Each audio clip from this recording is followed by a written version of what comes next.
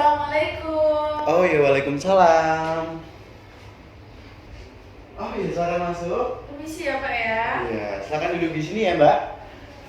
Ya, silakan duduk di sini. Oke. Oke, dibuat nyaman dulu duduknya, Mbak. Nah, sudah nyaman? Sudah Pak. Oke, ini dengan Mbak Raisya Mbak ya? Raisya. Mbak Raisya yang kemarin menghubungi Bapak ya? Iya. Oke, Mbak Raisya habis dari mana tadi Mbak Raisya? Tadi sebelum ini saya habis kelas sih Pak. Oh, habis kelas? Iya. Mata kuliah apa Mbak Raisya? Ini BK anak berkebutuhan khusus. Oh, BK ABK. Iya. Di gedung apa Mbak? Di gedung A19 Pak. Waduh, A19 ya, jauh Iya. banget ya dari sini ya? Tadi kesini bareng temen sih Pak. Bareng teman. Iya. Naik motor ya berarti ya? Naik motor bareng-bareng lah. Oh, oke, terus temennya pulang? Teman saya ini sih Pak, ke acara organisasinya dulu gitu lah Pak. Oh iya iya, Tuh. iya. Tadi kalau nggak salah hari ini di Outdoor Learning Space di depan A19 itu ada ini ya, paguyuban tari. Iya, ramai ya Pak ya. Iya, ramai itu. banget tadi. Terus makanya tadi waktu saya cari parkir di GKB tuh kayak full banget. Ternyata di OLS ada itu. Iya, dan ini sekarang parkirnya UM susah banget ya. Iya Pak, emang di mana-mana orang hari biasa aja tuh bener-bener udah susah banget Pak. Soalnya ini ya mahasiswanya tambah ya Pak ya, membanyakan kuotanya ditambah. Iya. Terus akhirnya ya jurusan di UM juga banyak ya Pak ya. Jadi kayak full banget sih Pak parkiran sumpah. Iya, sangat susah ya, Bapak juga sangat susah ini mencari parkiran yang kosong ini. Sepertinya UM harus menambah ini ya, menambah lahan parkir ya. Iya. Iya. Lalu Mbak Raisya ini kesibukannya apa akhir-akhir ini Mbak? Kesibukannya akhir-akhir ini kuliah, terus ini juga sih Pak kayak nyiapin buat skripsi gitulah. Oh, nyiapin buat skripsi Iya. di semester 5 ini ya? Iya, semester 5 ini mau sempro Pak, doain ya Pak ya. Oke, doa yang terbaik untuk Mbak Raisya ya. Oke, selain kuliah nih Mbak, kesibukannya apa akhir-akhir ini? Kesibukannya akhir-akhir ini sih Pak, saya lagi seneng jogging gitu sih Pak. Oh, jogging. Iya, tapi sore. Sore. Iya. Itu yang viral di sosial media itu yang ini ya, jogging pakai aplikasi apa? Strava. Iya, Iya. itu tapi ini sih Pak, saya juga orangnya kan kayak nggak jauh-jauh gitu loh Pak dari kos, jadi kayak ya udah keliling komplek kos kayak gitu aja. Berapa sih, kilo Pak. Mbak Bayu biasanya? Paling ya 2 kiloan. 2 sih, kiloan. Pak. Udah termasuk produktif ya itu 2 kilo gitu. Lalu Mbak Raisya ini kok nilai artnya bagus banget Mbak Raisya hari ini. Iya, ini kemarin soalnya saya ada acara Pak. Oh. Terus akhirnya kayak ngapain ya, mumpung lagi libur ya. Terus habis itu ya udahlah. Gitu. Oke, jadi nail art itu Mbak Raisya suka ya? Iya, suka kayak biar gak sepolos itu lah Pak, jadi sayanya gitu lah tentunya kayak gitu. Dan Mbak Raisya apakah masih ikut teater yang ada di universitas? Masih ini sih Pak, saya sebenarnya mau tampil di inaugurasi, tapi ini saya masih bingung tampil apa, kayak mau milih tampil apa ya enaknya kayak gitu. Tapi udah ada gambaran sih Udah Pak. ada gambaran ya? Iya. Dan teater lagi? Teater lagi, monolog lagi. Monolog lagi. Oke, memang Mbak Raisya ini juaranya monolog gitu ya? Bisa aja Pak. Oke, Mbak Raisya, ini pertemuan dengan Bapak yang kedua? Iya, yang kedua. Yang pertama udah lama banget sih Aduh Pak. iya. Dan ini yang kedua ya Mbak ya. Iya. Nah, walaupun ini pertemuan dengan Bapak yang kedua, Bapak harus tetap menjelaskan ya Mbak Raisya bagaimana sesi konseling hari ini akan berjalan. Seperti itu ya Mbak ya. Seperti biasa, hari ini kita akan melaksanakan sesi konseling individual. Jadi hanya ada Bapak selaku konselor dan Mbak Raisya selaku konseling, kayak gitu ya. Di sini nanti Bapak akan membantu Mbak Raisya itu menyadarkan diri Mbak Raisya, agar Mbak Raisya sadar akan permasalahan Mbak Raisya dan Mbak Raisya bisa mengatasi dan berani menghadapi masalah yang ada dalam diri Mbak Raisya. Dan sedangkan Mbak Raisya harus terbuka dan proaktif dalam sesi konseling hari ini untuk berkomitmen atas perubahan dalam diri Mbak Raisya. Kayak gitu ya Mbak ya.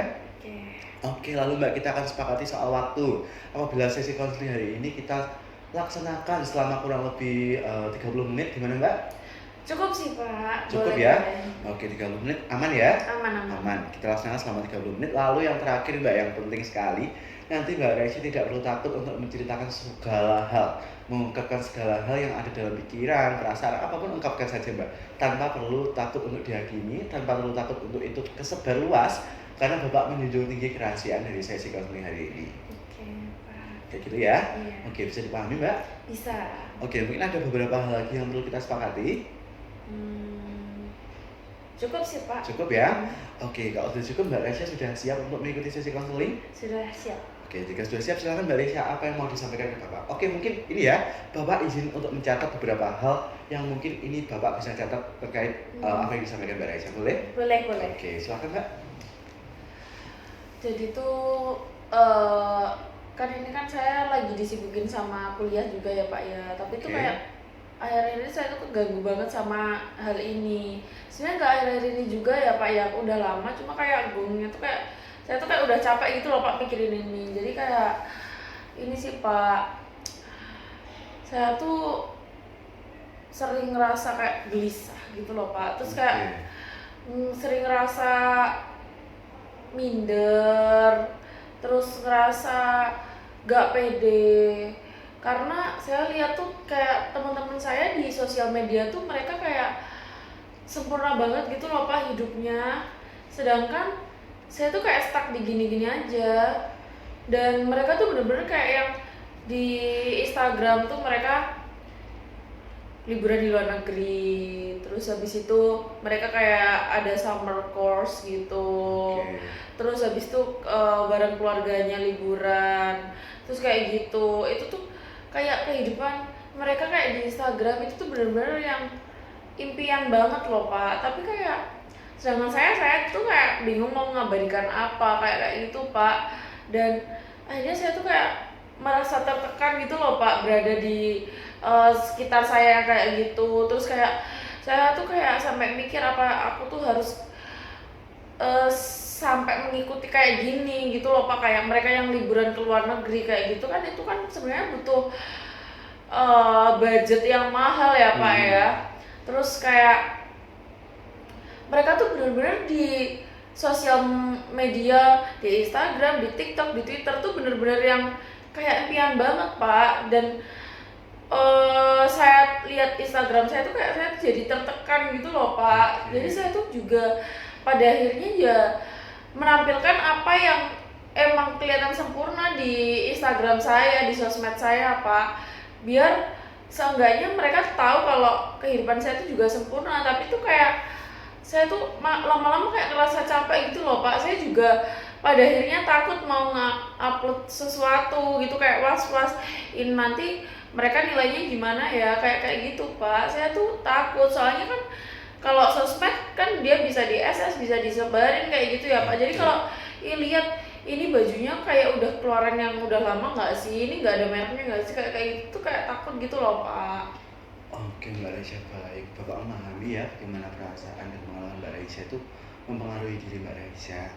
Jadi pada intinya ini Mbak Resya merasakan gelisah, minder, merasakan perasaan yang stuck kayak gitu ya, ketika melihat pencapaian teman-teman Mbak Resya melalui sosial media, gitu ya Mbak ya. Dan itu menyebabkan Mbak Resya itu terpacu untuk menyetarakan diri bahkan lebih dari mereka, sehingga terkesannya Mbak Resya itu seperti memaksakan diri kayak gitu ya Mbak ya. Iya Pak. Dan itu membuat Mbak Resya semakin kesini semakin merasa capek kayak gitu ya Mbak. Lalu Mbak, ketika Mbak Resya berada dalam posisi seperti itu, apa dampaknya kepada mungkin perkuliahan Mbak Resya, kehidupan sehari-hari Mbak Resya itu seperti apa? Itu menurut saya sangat berdampak ya Pak ya. Saya Oke. tuh makin lama kayak malah ngebiarin tugas kuliah saya, dan saya lebih milih kayak update sosial media. Oke. Karena saya takut saya nggak bisa ngikutin tren, saya nggak bisa ngikutin apa yang sedang terjadi, saya nggak bisa tahu sebenarnya teman-teman saya tuh lagi ngapain. Dan saya juga takut saya tuh nggak tahu berita-berita terkini gitu loh Pak. Jadi saya takutnya waktu besok misal saya kuliah terus mereka ngomongin sesuatu tapi saya nggak tahu apa, hanya karena saya ada semenit gak buka HP. Bahkan saya sampai tidur malam-malam banget Pak, biar saya tuh takut ketinggalan berita. Saya tuh kayak tertekan gitu loh Pak. Saya tuh takut saya tuh jauh dari mereka yang benar-benar mereka ini udah sosial medianya di Instagram, di Twitter, mereka kehidupannya udah sempurna. Oke. Mereka juga up to date banget buat masalah berita-berita kayak gitu. Jadi mereka tuh kayak kok bisa ya mereka tahu semuanya, kayak betapa sempurnanya. Dan mereka juga oke di bidang akademik gitu loh Pak. Jadi kayak aku kan juga akhirnya bingung ya Pak ya, kayak saya tuh kayak mau belajar tapi tuh saya harus lihat kehidupan teman-teman saya dulu, kayak teman-teman saya ngapain ya kayak gitu. Kalau teman-teman saya tuh pada ngefoto mereka lagi belajar, ya udah saya juga ngefoto kayak gitu loh Pak. Karena saya tuh kayak takut, saya tuh kayak ngerasa tertekan gitu loh Pak, kalau saya tuh nggak bisa kelihatan sempurna kayak mereka, kayak ih dia kelihatan produktif berarti aku juga harus kelihatan produktif. Kayak mereka tuh di sosmed tuh kayak bener-bener impian banget, jadi saya tuh kayak malah nggak mikirin tugas kuliah Pak, jadi saya malah lebih milih scroll sosmed, TikTok, Instagram, Twitter kayak gitu Pak. Oke, baik Mbak Reza. Jadi permasalahan Mbak Reza itu menyebabkan itu berdampak sekali pada kehidupan perkuliahan Mbak Reza kayak gitu ya. Iya. Mbak Reza mulai meninggalkan tugas-tugas, lebih memilih untuk mengupload kegiatan sehari-hari melalui sosial media Iya. agar dilihat teman-teman Mbak Reza dalam rangka agar Mbak Reza merasa setara dengan mereka. Iya Kayak gitu ya Mbak. Pak. Dan itu pastinya akan berdampak pada nilai akademik Mbak Reza. Mbak Reza mengetahui hal itu? Saya tuh sebenarnya baru ini ya Pak ya, kan dampaknya apa, saya kalau dipikir-pikir akademik ya Pak ya, tapi Iya. kayak meskipun pada akhirnya saya tahu hal itu, kayaknya juga saya tetap milih scroll media sosial Pak, karena gimana Pak, saya nggak mau dilihat nggak sempurna sama teman-teman saya. Baik, Bapak memahami ya bagaimana perasaan Mbak Reza mengenai hal ini. Lalu Mbak Reza, sampai di detik ini apakah Mbak Reza sebelumnya itu sudah pernah mencoba untuk mencari solusi atas permasalahan Mbak Reza? Udah Pak, Apa yang Mbak Reza lakukan? saya udah pernah kayak nggak on sosmed gitu kan. Oke. Terus kayak teman-teman saya tuh pada ngechat gitu di DM, di WA, kayak kenapa kamu nggak pernah update, kamu ngilang ya, kayak gitu, apa kamu emang nggak update sama kehidupan yang akhir-akhir ini, kayak gitu loh Pak. Terus kayak terus kalau tapi kamu tahu nggak sih ada ini, dan ternyata saya tuh nggak tahu Pak, karena saya off sosmed dulu kan. Nah, saya tuh kayak pengen ada waktu buat diri saya sendiri dulu gitu loh Pak, tapi ternyata nggak bisa. Waktu saya begitu kayak nggak tahu emang ada apa, kok nggak tahu sih, padahal kan udah viral di mana-mana ini, kamu harusnya tahu dong kayak gini gitu. Terus kamu tahu nggak ini yang lagi update liburan kemana, ini tuh pada liburan ke Bali, tahu nggak, kayak gitu Pak. Terus saya jadi kayak saya lihat-lihat teman-teman saya habis itu pada liburan di Bali semua. Terus kayak saya tuh off sosmed 2 hari aja kayak udah kayak gitu Pak. Jadi saya tuh kayak apa yang saya lakuin pasti sia-sia, karena orang-orang liatnya apa sih, sok banget, sok off sosmed kayak gitu loh Pak. Saya takut mereka tuh ngelihatnya tuh saya kayak kehidupannya flat biasa aja, nggak kayak seseru mereka, nggak sesempurna mereka kayak gitu Pak. Oke Mbak Reza, Bapak memahami ya. Jadi memang Mbak Reza ini selalu akhirnya digagalkan oleh teman-teman Mbak Reza sendiri gitu ya, ketika mencoba untuk menghindari sosial media yang membuat Mbak Reza itu selalu merasa tertekan kayak gitu ya Mbak ya. Iya Pak. Lalu Mbak Reza, dari semua hal yang Mbak Reza jelaskan tadi, apakah Mbak Reza pernah muncul masalah baru, mungkin masalah finansial atau apa gara-gara tekanan dari sosial media itu Mbak Reza? Sebenarnya saya pernah sampai muncul masalah finansial ya Pak ya. Saya tuh sebenarnya sering banget di akhir bulan, saya benar-benar kayak tipis banget lah Pak intinya. Oke. Karena teman-teman saya tuh pada beli kayak barang-barang lucu, bahkan gantungan kunci kayak gitu Pak. Kalau teman-teman saya beli dan saya nggak beli, nanti dikiranya, saya tuh takut dikira kayak nggak update gitu loh Pak. Terus kayak kamu nggak lucu ya kayak kita gitu loh Pak. Akhirnya saya beli, padahal itu mahal, cuma gantungan kunci itu kayak udah 200 ribuan Pak. Terus teman-teman saya pada pakai topi, saya nggak punya topi, kayak kamu kok nggak ada topi sih, kayak gitu. Padahal harusnya kan lucu ini foto kamu pakai topi. Bahkan sampai di komen-komen IG saya gitu Pak, kayak coba deh pakai topi lucu kayak gitu. Akhirnya saya juga beli topi. Ya saya kalau nggak ada mereknya kan saya malu ya Pak ya sama teman-teman saya. saya, kayak nanti dikiranya hidup saya nggak kayak mereka gitu. Mereka aja kayak wow banget kan di sosmed, masa isi sosmed saya kayak cuma foto-foto apaan kayak gitu loh Pak. Oke. Akhirnya ya saya beli, terus udah itu keluar 300, kayak ya udah padahal cuma perintilan-perintilan kecil gitu Pak, tapi kayak keluarnya tuh banyak banget, dan di akhir bulan kayak bener-bener saya tuh kayak tipis banget, dan akhirnya saya minta ke orang tua lagi. Terus orang tua kayak yang baru TF juga kan Pak, terus kayak udah habis, jadi kayak akhirnya saya dimarahin kayak gitu Pak. Oke, jadi memang selain berdampak ke hal akademik juga ke finansial ya Mbak. Iya.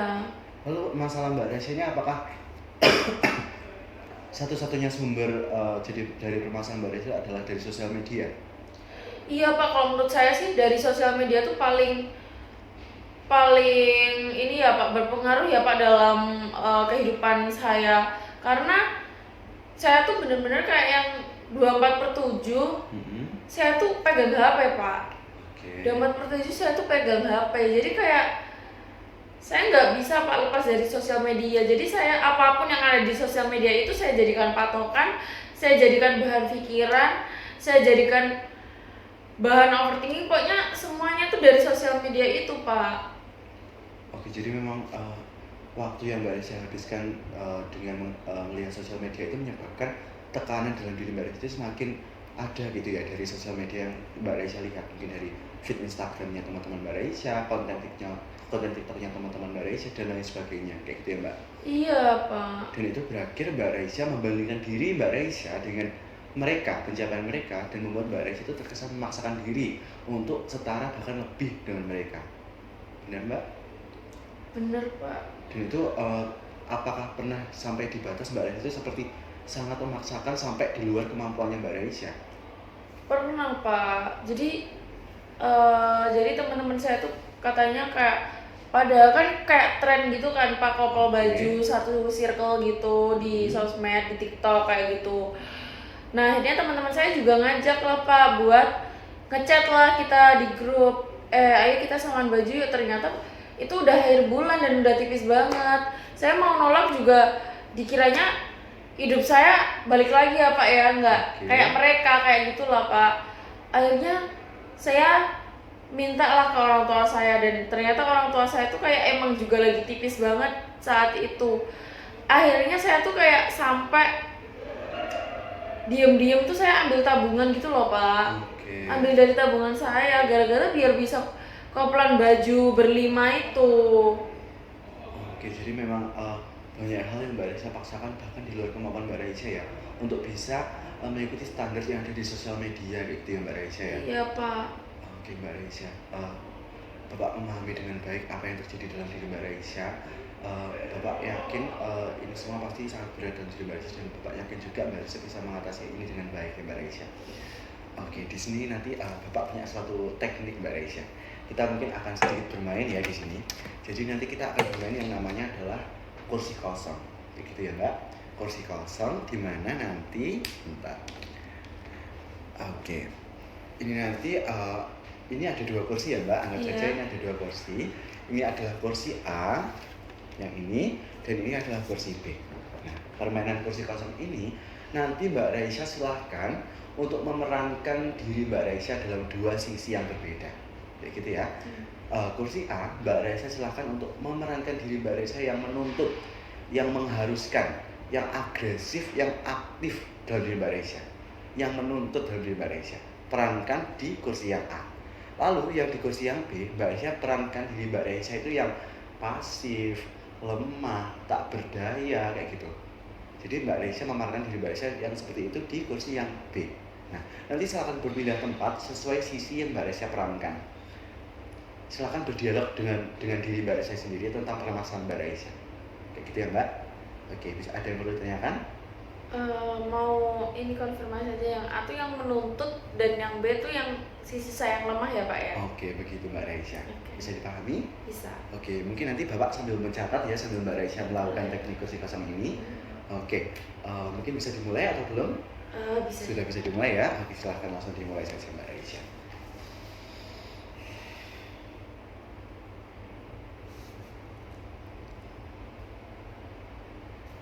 Kenapa kamu hanya diem aja di sini? Lihat,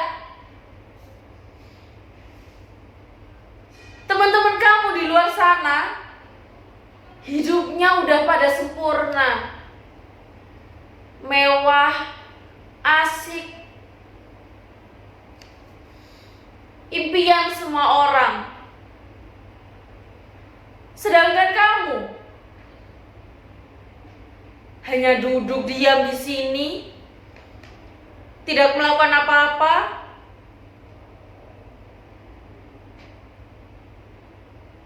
Lihat teman-temanmu itu, hidupnya sudah pada sempurna. Kamu kok masih aja duduk di sini diam aja?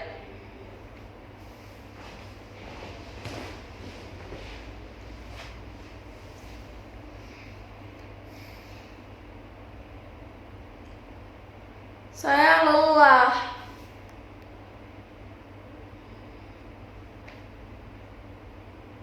Saya merasa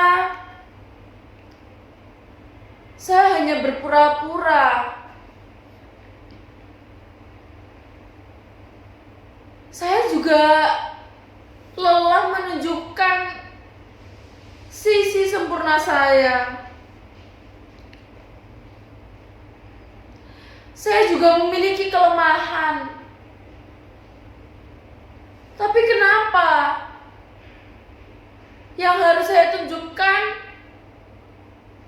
hanyalah kesempurnaan itu saja? Saya seperti berpura-pura.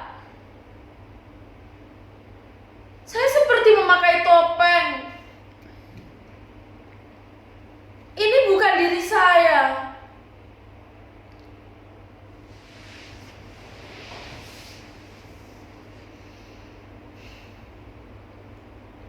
Kamu mau menunjukkan sisi lemahmu? Apakah mereka bisa menerimamu? Bagaimana kalau kamu diabaikan, dikucilkan dengan kehidupan mereka yang sempurna, dan kamu mau memperlihatkan sisi lemahmu? Di dunia ini tidak ada yang menunjukkan sisi lemahnya. Di dunia ini hanya tentang kesempurnaan. Jika kamu tidak sempurna, kamu tidak akan diterima.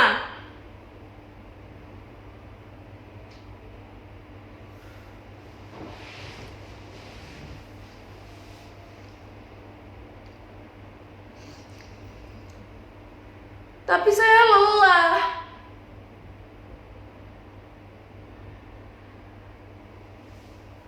Ini bukan diri saya. Mengapa saya harus terus melakukan hal yang membuat saya lelah?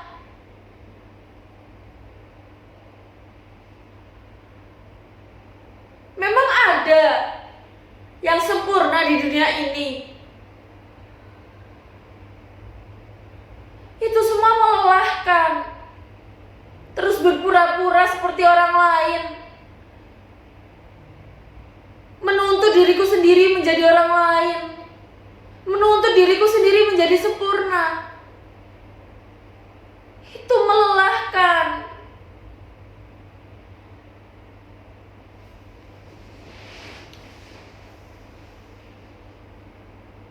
Itu semua hanyalah alasan. Lantas bagaimana jika kamu tidak diterima di masyarakat, di sekitarmu, di lingkunganmu? Mereka semua melihatmu, melihat sisi lemahmu, sedangkan di sekitarmu memperlihatkan tentang kesempurnaan. Bagaimana jika kamu tidak diterima? Apa kamu sudah berpikir sampai sejauh itu? Bagaimana jika tidak ada yang berada di sisimu. Karena apa? Karena kamu menunjukkan sisi lemahmu itu.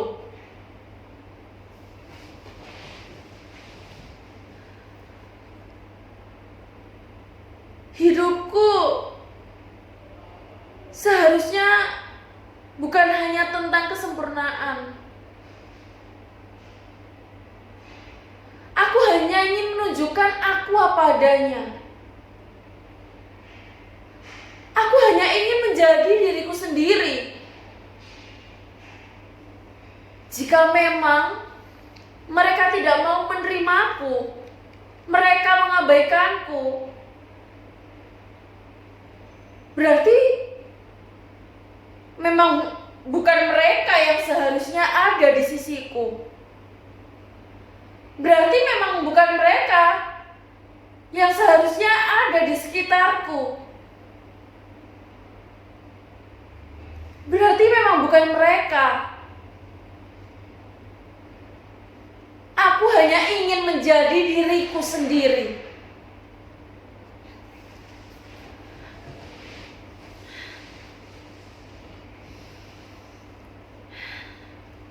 Sudah, Pak. Sudah ya Mbak Raisya. Oke, Bapak sangat mengapresiasi Mbak Raisya dapat melakukan teknik ini dengan sangat baik Mbak Raisya. Gimana perasaannya Mbak Raisya?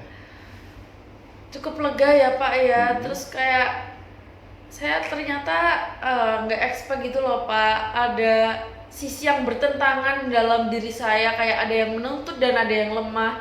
Terus juga kayak saya tuh akhirnya menyadari perasaan saya sendiri gitu.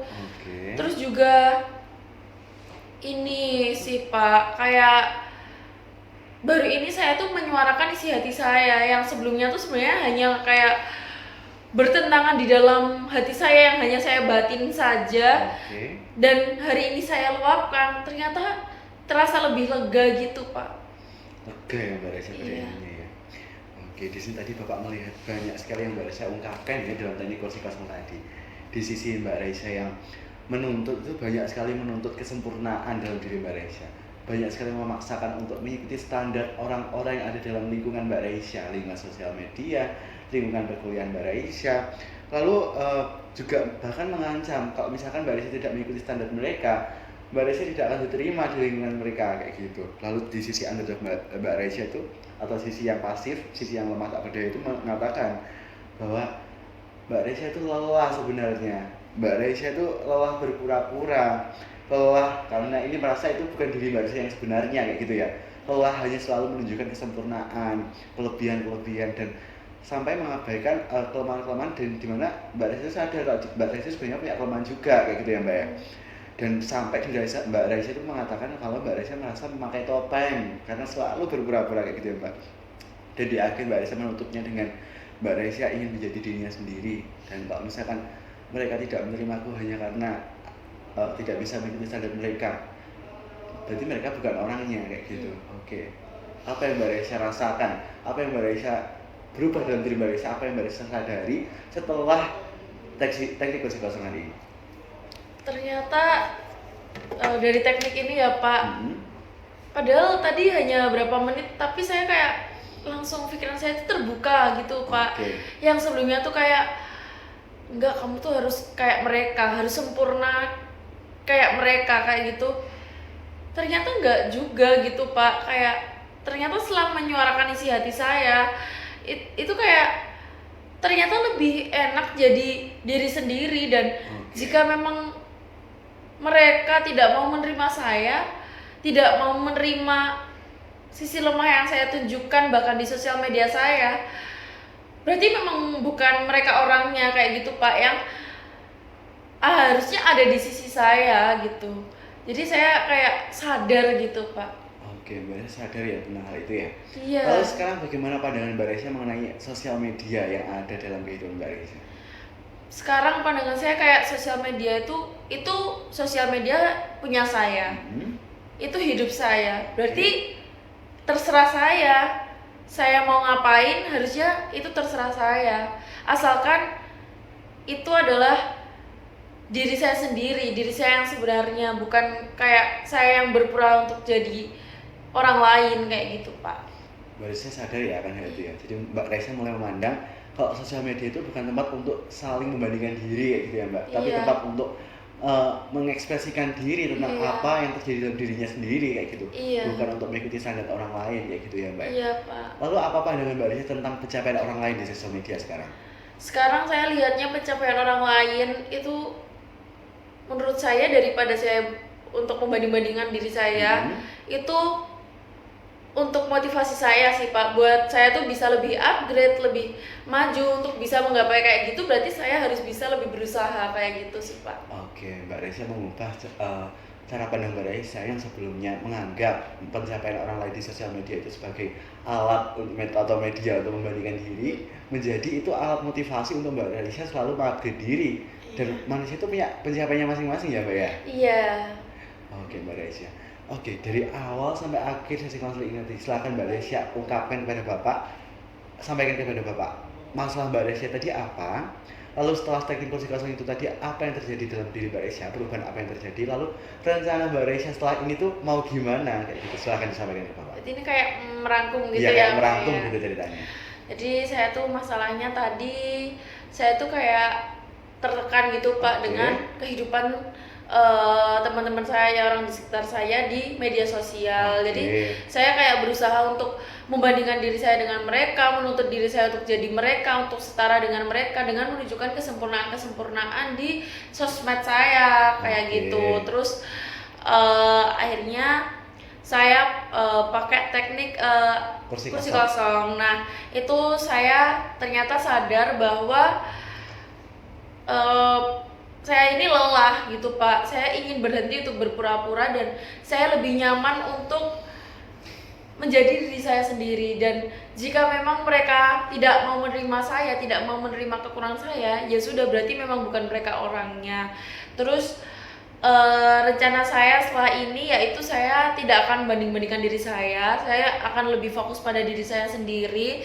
Saya akan mengupgrade diri saya menjadi lebih baik, tidak membandingkan diri saya dengan orang lain, dan menjadikan orang lain malah motivasi saya untuk lebih baik ke depannya. Dan saya tidak peduli dengan omongan orang lain, saya akan terus berpikir positif dan terus mencoba hal-hal baik untuk diri saya sih Pak. Oke, baik Mbak Resia, bagus sekali Mbak Resia dapat menangkap ya hasil dari sesi konseling hari ini dengan sangat baik. Runtut dari awal sampai akhir Mbak Resia dapat menangkapnya melalui ringkasan yang Mbak Resia barusan sampaikan. Oke ya, memang sosial media itu adalah dunia maya yang sangat krusial ya di era sekarang Mbak Resia, sehingga kemungkinan mempengaruhi kita itu sangatlah mungkin kayak gitu ya, tapi itu tergantung bagaimana kita mempersepsikannya kayak gitu ya Mbak Resia. Iya. Dan tadi Mbak Resia sudah punya rencana setelah sesi konseling ini akan mulai untuk mengurangi membanding-bandingkan diri dengan orang lain dan menjadikan pencapaian orang lain itu bukan sebagai tuntutan yang harus mutlak dilakukan, tapi sebagai motivasi untuk selalu mengupgrade diri dengan baik kayak gitu ya Mbak Resia. Iya. Oke baik, Bapak sangat bangga Mbak Resia dapat menyimpulkan hasil dari sesi konseling hari ini dengan sangat baik Mbak Resia. Oke Mbak Resia, adakah hal lain yang perlu disampaikan ke Bapak? Cukup sih Pak. Cukup ya. Oke, nanti kita lihat ya bagaimana perubahan dalam diri Mbak Resia setelah mengikuti sesi konseling hari ini. Apakah nanti benar-benar Mbak Resia akan berubah setelah sesi konseling ini, dan apakah benar-benar akan melakukan rencana yang Mbak Resia sampaikan tadi di luar sesi konseling ini, atau bagaimana nanti kita lihat dievaluasi di sesi konseling selanjutnya kayak gitu ya Mbak ya. Oke, semoga saja Mbak Resia benar-benar berubah dan melakukan yang Mbak Resia sampaikan tadi ke Bapak. Nah, untuk melihat bagaimana perkembangan Mbak Resia, nanti kita bisa jadwalkan ya mungkin untuk sesi konseling selanjutnya di waktu dan jam yang akan kita diskusikan lagi kayak gitu ya. Mungkin nanti bisa via WhatsApp kayak gitu ya Mbak ya. Oke, mungkin ada lagi Mbak yang perlu kita sepakati? Cukup sih Pak. Cukup ya. Oke, semoga dalam sesi konseling ini benar-benar dapat membawa perubahan baik dalam diri Mbak Resia ya. Ya, terima kasih ya Pak ya. Saya sangat merasa lega banget hari ini. Terima kasih ya Pak ya. Oke, terima kasih kembali Mbak Resia. Bapak juga sangat berterima kasih. Mbak Resia mengikuti sesi konseling hari ini dengan sangat baik. Partisipasinya sangatlah baik Mbak Resia. Oke, Bapak juga minta maaf apabila dalam sesi konseling hari ini Bapak ada perkataan atau mungkin perbuatan yang kurang berkenan ya dalam hati Mbak Reisha. Bapak minta maaf. Mungkin itu saja hari ini ya, karena sudah sesuai yang kita sepakati tadi, sudah lebih dari 30 menit, kita bisa akhiri ya. Oke, terima kasih. Mungkin Mbak Reisha bisa beraktivitas kembali. Oke. Terima kasih ya Pak ya. Oke, terima kasih. Mari Pak. Oh ya, mungkin saya antar ke depan ya. Iya.